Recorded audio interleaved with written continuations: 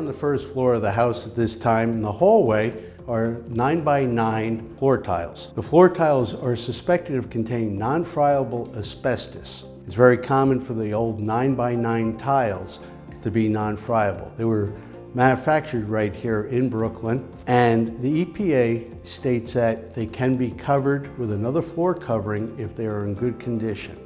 New York City Department of Buildings state they must be removed if you're opening up doing a full renovation, moving walls, relocating walls, or going to disturb these tiles in any way that could pose airborne health hazard.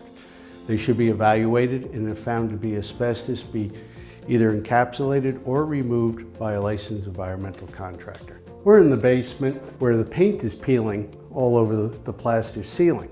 Pre-1978, it is known that the paint contained lead. We're not doing a lead test at this time, but it is required when you go to do any renovations of the house. New York City Department of Buildings is required a lead paint test and also test for asbestos. In a case like this, based that the paint is probably from the 1950s, it's peeling all the way down to the plaster, it's a good chance that it does contain lead. I would assume it does and treat it as so for safety reasons until it is tested.